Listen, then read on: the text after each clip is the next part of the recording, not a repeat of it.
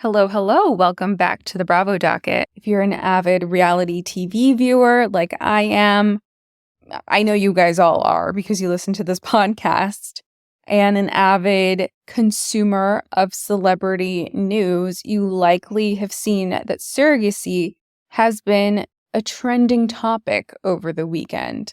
And that got me thinking, what are the laws in California around surrogacy? How do parents protect their rights in surrogacy situations? How do they even define their parentage? So I am here to provide you with a quick little snippet on what surrogacy laws are in California. Before I get into that, I want to note that I will be covering this legal brief solo. We're going to try and put out more content, like I mentioned in last week's episode, by doing legal briefs. And I think we've decided that we will do the legal briefs separately, just to help out with our scheduling, and if one of us has an interest that the other one might not have, or, if we want to talk about something passionately, then we can talk about it. And we will still be doing our deep dives together. We might even do some legal briefs together. It's fluid. We're trying out something new just to get out more content to everyone. So like I said, this surrogacy episode will feature just me. I think Angela will work on something for next week, and we'll have a deep dive out, hopefully around Christmas. So be on the lookout for that. So for those who don't know, surrogacy is the process by which a woman agrees to carry and deliver a child for another person or another couple. Sometimes the couple or the parent might know the surrogate mother. Other times they're found through an agency, and there are two types of surrogacies. So there's gestational and traditional. In gestational surrogacy, the surrogate carries an egg and sperm that does not involve the surrogate's own egg. So both the egg and the sperm are from another source. In a traditional surrogacy, the woman who's carrying the child donates her egg and a male's sperm is used. In researching this, I read sources that say the traditional one, where the surrogate is providing the egg, might be a little bit more emotional and might need a bit more legal protection, but I'm not sure. I feel like both are likely emotional processes. California, believe it or not, is one of the friendliest states towards surrogacy, and it's one of the easiest places to become a surrogate or a parent through surrogacy. So in January 1st, 2013, a gestational surrogacy statute took effect, and it permitted and legalized surrogacy in California. In California, there is no restriction on how much a surrogate can be paid. Naturally, it's one of the states whose agencies offer the highest surrogate compensation to the women who choose to take these roles. The surrogacy arrangement is largely based in contract. Contracts govern everything about surrogacy, as does California Family Code Section 7960. So this is what codified surrogacy. And if you go through the statute, it provides definitions for what constitutes a parent, what sorts of things need to be in a surrogacy contract. So that's the contract that governs the surrogacy, and is just a really detailed resource and law for surrogacy in California. Surrogacy contracts weren't always a normal thing, though. So in Johnson v. Calvert in 1993, the Supreme Court of California held that a surrogacy contract is not barred by public policy. So they said, yes, you can have a contract that governs this process, and that was in 1993.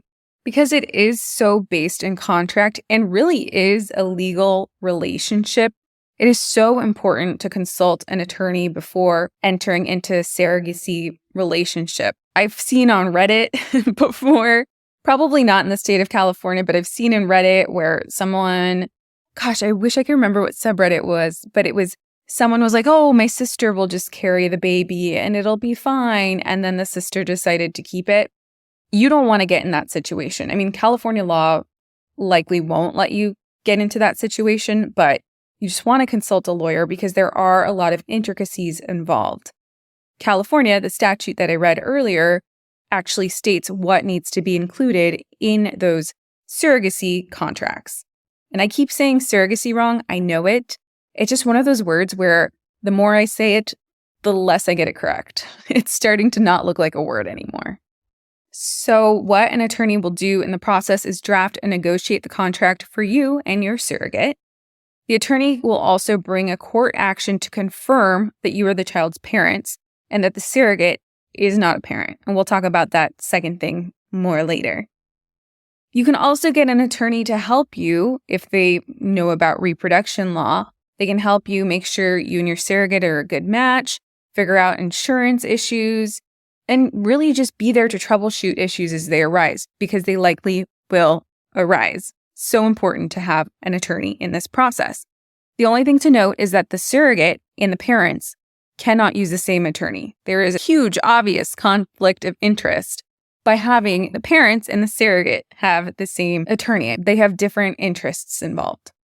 So the California law, like I mentioned before, mandates what needs to be in the surrogacy contract. So I want to go through those, and I want to note that the explanation for these I pulled from a website called www.waldlaw.net, and I believe it's an attorney that specializes in this area. So because I don't, I thought it would be helpful to have an explanation from an attorney that does. So things that should be included in the surrogacy contract include the source of the gametes, and those are the eggs and the sperm, if you remember from high school biology. So if an egg and a sperm donor is used, that has to be indicated in the contract with the surrogate. If it's a gay male couple that are going to be the parents, it has to specify whose sperm is being used. Or are both intended fathers' sperm being used? You have to specify whose egg are we using and whose sperm are we using. The next thing is compensation. What is the surrogate being compensated for, and how much is she being compensated? Typically, it's a base fee for the services, and then there can be additional compensation for invasive procedures, if the surrogate has to carry multiples, travel expenses, lost wages, maternity clothing, legal fees, breast milk, things like that. I think this is a fun one, and this is what behaviors are expected of intended parents and surrogate.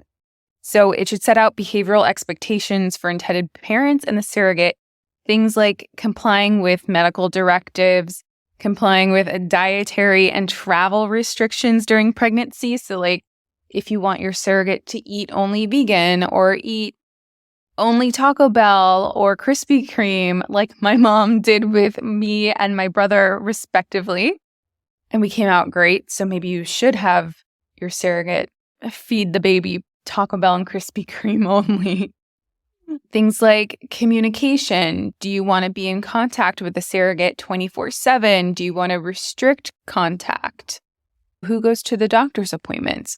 Who's going to be in the delivery room? Things like that. It should also address issues about vaccinations. Like, what vaccines do you want your surrogate to have? Are there vaccines you want them to avoid during the pregnancy? Just everything for the safety of the child and your preferences for the baby. I apologize if this next one is triggering, and I will keep it brief, but what about termination of the pregnancy? Are there circumstances in which the surrogate should terminate a pregnancy? It's important to be matched, of course, with a surrogate that would be okay with that and have it clearly outlined under what circumstances that becomes considered. Another interesting one is, how is the surrogate's health care being paid for? So there's a new law that went into effect on January 1st, 2015 in California, and it says that in order for the contract to be valid, it has to spell out how the health care is going to be paid for the surrogate. So what insurance policy is going to cover it? Who is going to pay the premiums? And how will the baby's initial healthcare costs be covered? Another thing that should be in the agreement is, what is the plan to ensure that the intended parents are recognized as the legal parents and that the surrogate is not held legally responsible for the child? So it always must state that the intended parents will be the legal parents and that the surrogate and her spouse, if she has one, will not be the legal parents. And it should specifically set out the plan for assuring that the parentage is established in a timely manner pursuant to the laws of the relevant state. And I'll talk about what California's is. But who can be designated the parent? California takes the position that causing a child to be conceived through assisted reproduction is a form of procreation, and that people who cause conception with the intention of parenting should be recognized as legal parents. So if you enter into a gestational surrogacy arrangement that complies with California law, so covers all of the things that I talked about, and there's more under the statute, and complies with the procedure, which I'll talk about, you are the legal parent, regardless of whether the child is conceived from your eggs or your sperm. And this concept was set by the case in remarriage of Buzanka in 1998, and it held that even though the intended parents had no genetic link to the child born to a surrogate, the court found that because they intended to procreate a child under the Uniform Parentage Act, they were the lawful parents of the born. And in California, you can file for parentage while the surrogate is still pregnant. So it is something that is filed with the court, usually does not require a hearing, but you do need to file it with the court, so need an attorney to do this, to establish legal parentage. So, biggest question I had when researching this, and probably the biggest question asked about surrogacy, is what happens if the surrogate changes her mind? So California, they consistently uphold legally enforceable surrogacy contracts. So those are the ones that comply with the California statute and have everything in it that the statute requires, like I discussed. Because California lets you establish parentage before the birth of the child, so while the surrogate is still pregnant, there's no waiting period for the birth mother to change her mind. So you're already the legal parent before the surrogate gives birth. Once legal parentage is established, the intended parents retain all legal rights to the child. In order to keep the child, the surrogate would need to convince the intended parents to voluntarily relinquish their rights to the child. The surrogate has no legal remedy, no legal right to keep the child. And again, I am only discussing the surrogacy laws of California. If you are considering a surrogate, please be sure to contact an attorney in your state and know that the law might be different in your state. There are some countries where the woman who births the child is automatically the child's parent. Some even allow for the surrogate to still challenge parentage and become the parent. So such a legal process and really requires an attorney to help out on. I know this is a pretty big departure from things that we typically talk about, but like I said, has been trending on reality television this week. And I mean, it was trending back in the early seasons of Beverly Hills. Remember that? Anyway, please reach out if you have any questions. Follow us on Instagram where we post extra content. Please join our Patreon if you'd like more access to us. We have monthly Supreme Court Zooms, and we are on that chat discussing daily pop culture news. So please join us. There's a link to join in the episode description. And yeah, thank you for being a member of our legal team.